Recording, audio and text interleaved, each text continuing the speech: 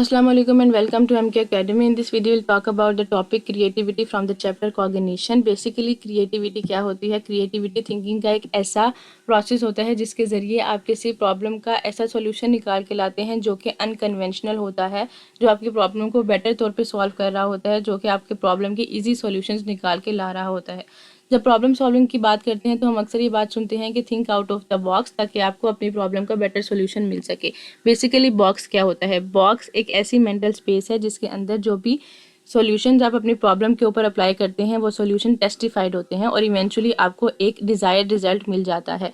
जबकि out of the box thinking का एक ऐसा पैटर्न है जिसमें कि आप अपनी प्रेजेंट इन्फॉर्मेशन को क्वेश्चन करते हैं और उसके बाद न्यू इन्फॉर्मेशन को एक्वायर करके उसको एक्सेप्ट करके डिफरेंट पैटर्न्स को आपस में कंबाइन करके कोई सोल्यूशन निकालते हैं जो कि थोड़ा डिफरेंट सोल्यूशन होता है और आपको बेटर रिजल्ट्स मिल जाते हैं। तो बेसिकली बॉक्स एक ऐसी मेंटल स्पेस है जिसके अंदर आप कंफर्टेबल होते हैं और आप सेफ होते हैं, जबकि आउट ऑफ द बॉक्स एक ऐसी जगह है जो कि आपको क्रिएटिविटी की तरफ लेकर जाती है और वो इतनी सेफ नहीं होती जितना कि हमारा बॉक्स। उसके बाद हम बात करते हैं कन्वर्जेंट थिंकिंग के बारे में। हमने प्रीवियस वीडियोस में थिंकिंग की बहुत ज़्यादा टाइप्स देखी हैं। कन्वर्जेंट थिंकिंग बेसिकली होती है ट्रेडिशनल थिंकिंग, यानी कि ऐसी थिंकिंग जो कि टेस्टिफाइड होती है, जो कि आपको पता होता है कि ये जो सॉल्यूशन आप अपनी प्रॉब्लम के ऊपर अप्लाई कर रहे हैं ये बहुत दफ़ा अप्लाई हुआ है डिफरेंट प्रॉब्लम्स पे और ये इवेंचुअली जो है हमें किसी किस्म के रिजल्ट की तरफ ले जाता है। ये थिंकिंग प्रीवियस नॉलेज और टेस्टिफाइड लॉजिक के बेस पर की जाती है।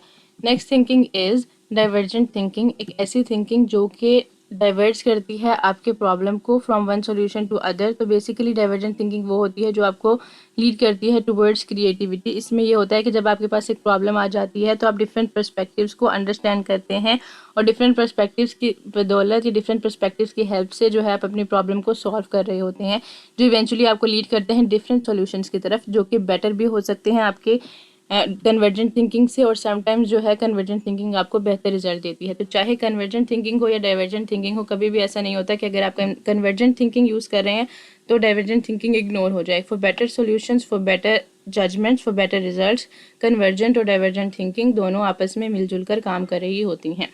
तो बेसिकली जो क्रिएटिविटी है या क्रिएटिव लोग होते हैं उनके हवाले से ये माना जाता है कि वो जो हैं थोड़े लोनली होते हैं या उनकी कुछ कैरेक्टरिस्टिक्स ऐसी होती हैं जो कि नॉर्मल नहीं होती, लेकिन ऐसा कुछ भी नहीं है। क्रिएटिव पीपल बहुत ज़्यादा नॉर्मल लोग होते हैं। बेसिकली क्या होता है, जो क्रिएटिविटी होती है वो किस तरह से काम करती है। हमने बात की थी सबकॉन्शियस माइंड के बारे में, सबकॉन्शियस माइंड प्रोसेसिंग के बारे में किसी प्रीवियस वीडियो के अंदर। तो बेसिकली क्या होता है कि जब हमारे सबकॉन्शियस माइंड के अंदर बहुत ज़्यादा इन्फॉर्मेशन अवेलेबल होती है वाया रीडिंग या वाया एनीथिंग, जिस भी ज़रिए से आपके पास बहुत ज़्यादा इन्फॉर्मेशन है किसी भी सब्जेक्ट को लेकर, तो जब आप कोई ऐसा काम कर रहे होते हैं जो कि आपका कॉन्शियस एफर्ट नहीं लेता, यानी कि वॉकिंग या सिटिंग या स्विमिंग या ऐसी कोई भी बात जिसमें कि आप कॉन्शियसली इन्वॉल्व नहीं हो रहे होते हैं, तो हमारे सबकॉन्शियस माइंड उस वक्त जब आप प्रॉब्लम के ऊपर डिटेल में थिंकिंग नहीं कर रहे होते, उस वक्त भी आपका सबकॉन्शियस माइंड आपस में चीज़ों को लिंक कर रहा होता है।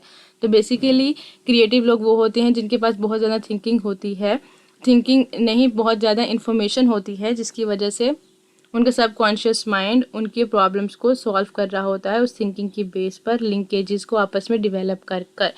और इसके अलावा क्रिएटिव लोगों की ये एक कैरेक्टरिस्टिक होती है कि वो ओपन होते हैं न्यू एक्सपीरियंसेस को लेके, यानी कि वो ज़्यादा फेयरफुल नहीं होते और अपने फेयर को साइड पे रख के न्यू एक्सपीरियंसेस को वेलकम करते हैं।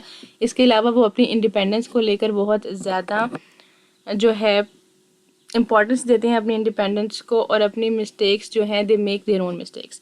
उसके बाद वो अनकन्वेंशनल होते हैं अपने काम को लेकर। कन्वेंशनल यानी कि जैसे कि कन्वेंशन है कि दिन में काम किया जाता है या 5 आवर्स डेली का काम किया जाता है, तो अनकन्वेंशनल यानी कि ज़्यादा काम करते हों या रात को काम करते हों और दिन में सोते हों, या जो कन्वेंशनल चीज़ें होती हैं उनको इस तरह से फॉलो ना करते हों जैसे कि बाकी लोग फॉलो करते हैं।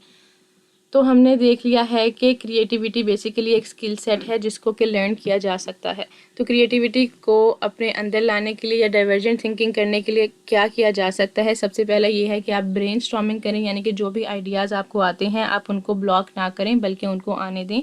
अपने आइडियाज़ को लिखें, जर्नल बनाएं, फ्री राइटिंग करें। कोई भी आइडिया आपको आए, कोई भी चीज़ें आपके माइंड में चल रही हों, किसी किस्म की भी थिंकिंग हो, उसको अगर आप लिखेंगे तो आप बेटर तौर पर अंडरस्टैंड कर सकेंगे उसको। इसके अलावा मैपिंग करना, मैपिंग यानी कि कनेक्शंस बिल्ड करना, जब एक आइडिया को दूसरे आइडिया के साथ लिंक करना या उनके रिलेशनशिप को फाइंड आउट करना कि किस तरह से चीज़ें आपस में एक दूसरे के साथ लिंक हैं। तो बेसिकली ये एक स्किल सेट है जिसको विद टाइम लर्न किया जा सकता है। डिफरेंट कल्चर्स में, डिफरेंट लेबॉर्ट्रीज़ के अंदर जो है इस चीज़ को टेस्ट किया जा चुका है ऑलरेडी और ये पॉजिटिव आया है। So this was the basic information about creativity. If the video was helpful for you, like, share and subscribe, and thank you so much for watching.